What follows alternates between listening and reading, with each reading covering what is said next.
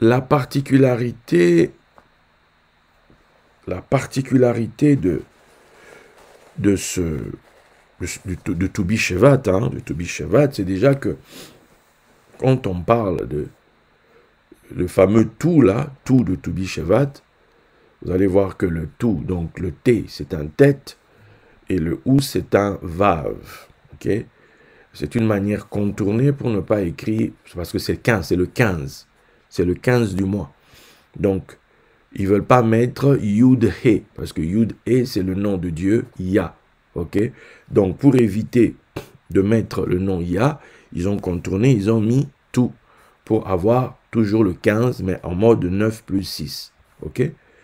Donc, nous sommes à Toubi Shevat, donc le 15 du mois de Shevat. Vous vous souvenez que nous étions ici à la nouvelle lune concernant le mois de Shevat. Et pour résumer, nous avions donc dit que Shevat, c'était Shevet. Ok? Shevet, c'était le fameux sceptre, ok? Renfermant dedans la racine de Chouv, le retour, la transformation, la conversion, bref, du serpent à cause de tête. Ok? C'est le moment où le serpent travaille pour nous. Ok? Le même serpent qui nous a fait souffrir, ce serpent-là, maintenant est retourné. Ce serpent-là, maintenant travaille en notre faveur. Bien.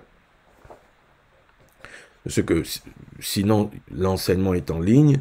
Et puis pour ceux qui ont reçu la newsletter, vous pourrez trouver dans la newsletter ces explications-là. Donc nous sommes à Toubi Shevat, donc c'est la pleine lune aujourd'hui. C'est la pleine lune aujourd'hui et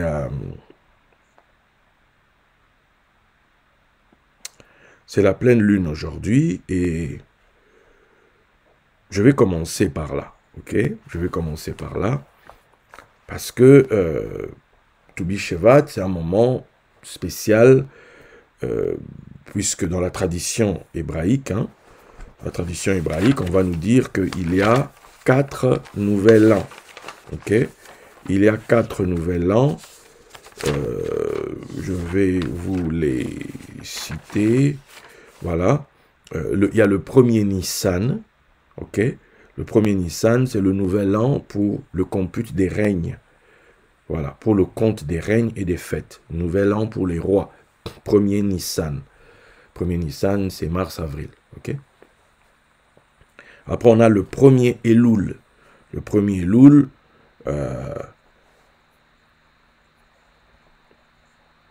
nouvel an pour les dîmes. Voilà, c'est le nouvel an, on va dire, financier. Hein, si on doit faire genre, voilà, je pourrais dire ça comme ça. Premier Elul, nouvel an financier. Voilà, ça c'est plutôt entre août-septembre. Voilà. Ça va nous faire penser forcément au temps messianique, l'Ugnasad. Voilà. Après, nous avons premier Tishri. Premier Tishri, nouvel an pour le compte des années, les années de Shemitah, du jubilé, les plantations, les légumes. Premier Tishri, septembre-octobre. Ok? Rosh Hashanah, c'est premier Tishri. Après, nous avons le premier Shevat. Premier Shevat ou 15 Shevat, ça dépend des traditions. Il y a une branche qui te dira le premier Shevat, une autre tradition te dira le 15 Shevat. Donc, le 15 Shevat, c'est aujourd'hui. Le nouvel an pour les arbres. Ok? Nouvel an des arbres. Des arbres fruitiers. Parce qu'il faut le savoir, au niveau des arbres, il y a 2 types d'arbres. Tu as les arbres fruitiers et les arbres non fruitiers. Ok? Donc, en tout cas, ce n'est pas comestible. Voilà. Ça, on a encore quelques jours pour parler, pour aller dans cette direction-là. Ok? Bien. Donc, avant de revenir donc à Toubi Shevat en tant que tel, on va d'abord s'attarder sur la portion, j'allais dire, pleine lune. C'est la pleine lune. Et cette pleine lune, comment se passe-t-elle? En fait, c'est une pleine lune. La lune est en Cancer. Ok? Je vous cherche ça, je vous trouve ça rapidement, voilà. Attends voir.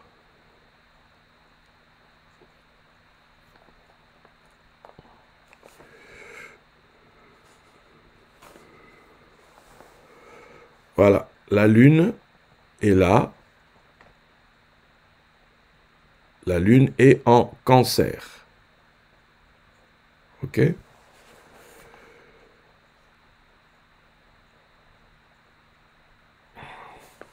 Voilà, ce truc que vous voyez brillant là au milieu, c'est la lune. Dans le Cancer. Donc, et le Cancer, lui, la pleine lune en Cancer signifie que la nouvelle lune, comme l'avons dit la dernière fois, c'était en Capricorne. Donc ces deux-là forment, on va dire, un couple stellaire, un couple céleste. Ok? J'ai déjà eu à expliquer ça quand j'ai parlé du zodiaque. Voilà. Bien, maintenant regardez. Ce qui est intéressant maintenant ici, c'est que le Cancer ce signe en hébreu se nomme Sartan. Ok? Sartan. Sartan, ça s'écrit Samer, Resh, Tet, Nun. Ok? Samer, Resh, Tet, Nun. Maintenant, c'est déjà intéressant ici. Je pense que sur un des enseignements précédents, je vous avais dit que dans l'alphabet hébraïque, il y a, on va dire, deux serpents reconnus, deux serpents majeurs. Bon, il y a un troisième, mais lui, bon, voilà. Deux serpents dans l'alphabet hébreu, c'est le 9, tête, et le 15, le samer. Ok? Le samer, il est carrément fermé, là où le tête est ouvert. Ok? Bien. Donc, quand il est fermé, c'est l'ouroboros, hein, le cycle est fermé, donc personne ne peut venir encore embrouiller. Il a fait le cercle, voilà. Le tête, il est encore ouvert. Ok? Donc, on en a deux. Maintenant, c'est vrai qu'on pourrait rajouter un troisième qui, lui, pour le coup, est debout, c'est le lamed. Mais, lui, on dira plutôt, merci, Michaela. Merci beaucoup. C'est un resh, hein. Samer resh. Tu as mis resh avec le resh, hein, le resh de roche, tu vois. Bien. Donc, on se retrouve avec ça. Alors, qu'est-ce qu'on peut dire sur cette pleine lune? Déjà avec le sartan, le Cancer, ce signe, on va essayer de l'ouvrir. On retrouve deux groupes. Premier groupe, il est composé de le Samer, le Resh et le Nun. Samer, Resh et Nun d'un côté, et de l'autre, nous avons le Tet. Donc, on pourrait dire Saran, Tet. Mais comme vous le savez, en hébreu, il n'y a pas de voyelle. Donc, avec ces mêmes lettres que sont le Samer, le Resh et le Nun, on retrouve le mot Seren. Seren comme il est serein, comme dans Sérénissime, tu vois, voilà. Le mot Seren. Ce mot Seren, on le retrouve 22 fois dans la Bible. 22 fois, si j'ai bien regardé, 22 fois dans la Bible, et 20 fois, il est utilisé dans le cadre, du moins quand il désigne les princes philistins. Ok? Les princes philistins, les seigneurs philistins. Seren, ok? Donc, et une fois, il est utilisé en tant que chef, une autre fois en tant qu'un essieu. Ça va, un essieu dans une machine, voilà. Donc, Seren signifie donc seigneur, prince, souverain, chef. Bien. Et puis, bien sûr, donc, Seren, tête. Donc tête là, ben on sait, tête c'est le serpent. Donc le Sartan, c'est comme si on te disait le Seigneur, le prince serpent. Ou voilà, la seigneurie du serpent. Est-ce que vous voyez un peu ça? Bon, seigneur d'un côté, souverain, chef, et d'autre côté, serpent. On pourrait dire prince serpent. Bref. Maintenant, continuons dans Sérène. Quand tu poses Sérène, tu vas donc voir qu'il y a le Samer, le Resh et le Nun. Tu prends le Samer, on a étudié dernièrement que le mot péché, c'est Chet, ok? La base, hein, la racine de péché, c'est Chet. Et ce Chet là, on nous dit que avant, le mot péché, c'était pas Chet, c'était plutôt San. San, par le jeu du Atbash, qui est devenu Chet. Maintenant, San, c'est Samer et puis Nun. Ok? C'est Samer et puis Nun. Le même Samer et Nun qu'il y a ici dans Sérène. Maintenant, le Samer, c'est le Samer de Sam, le poison. Et Nun, c'est le Nun de Nachash, le serpent. Donc, on retrouve donc ici le poison du serpent. Dans Sérène, hein, on retrouve le poison du serpent. Maintenant, le Resh qui reste, c'est le Resh de quoi? Ben, le Resh, c'est le Resh de pauvreté.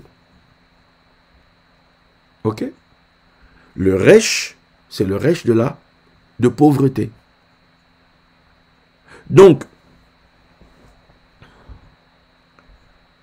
Sérène, d'un côté, tête de l'autre, Sérène, souverain, prince, tout ce que tu veux, seigneur et tout. Mais, à l'intérieur se cache San, donc le péché, la morsure, le poison du serpent, lequel? La pauvreté. Ok? La pauvreté. Donc, derrière Sérène se trouve la morsure du serpent, la pauvreté. On désigne la pauvreté. Ok? Donc,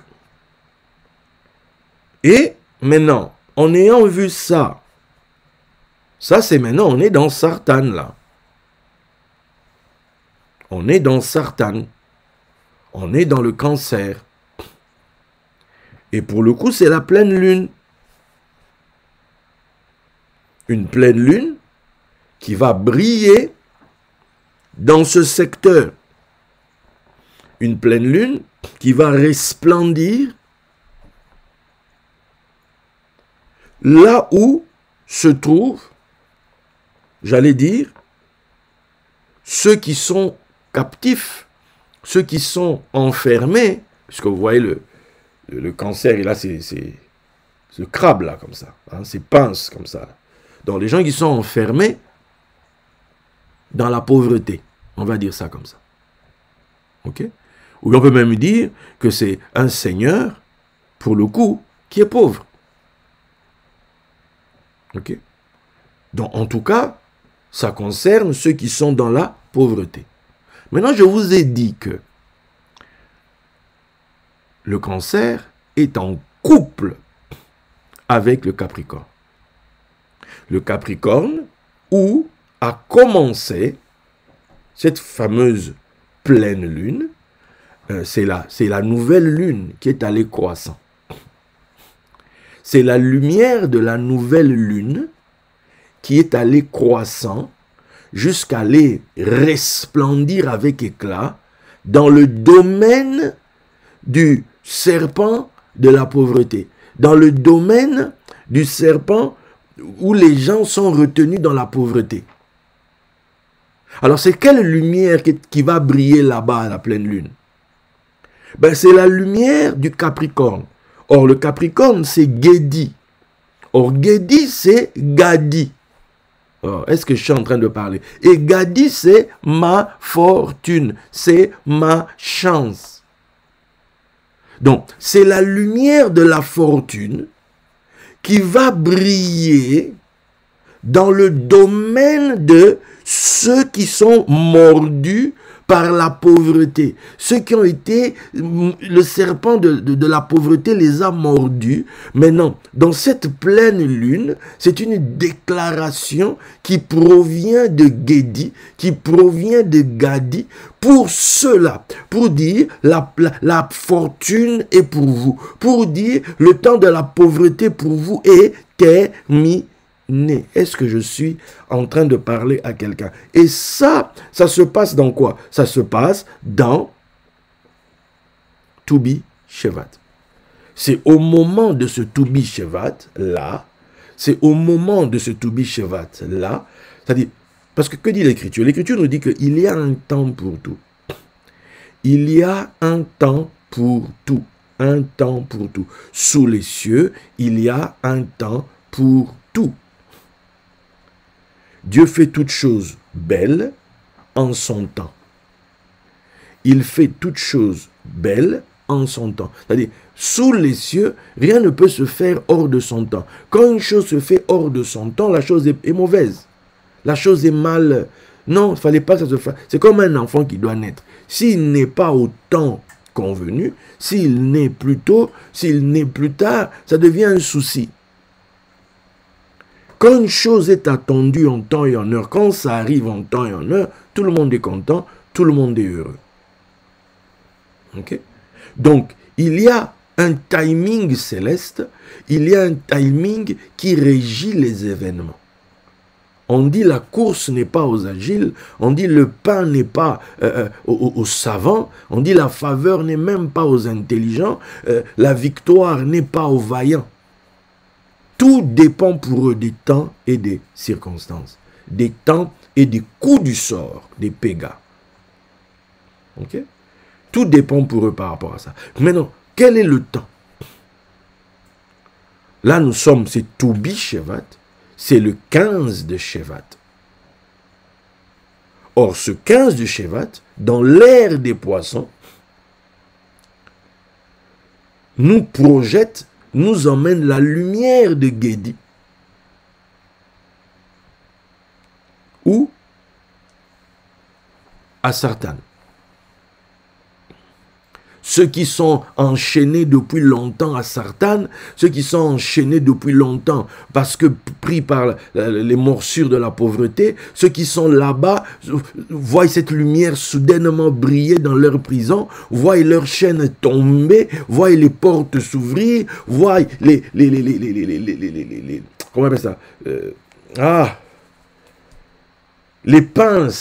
Les pinces du crabe s'ouvrir et relâcher ses prisonniers, et relâcher ses captifs, et relâcher ses pauvres. Pourquoi? Parce que la fortune, la lumière de la fortune brille là-bas. La lumière de la fortune brille dans leur maison. La lumière de la fortune brille au milieu d'eux.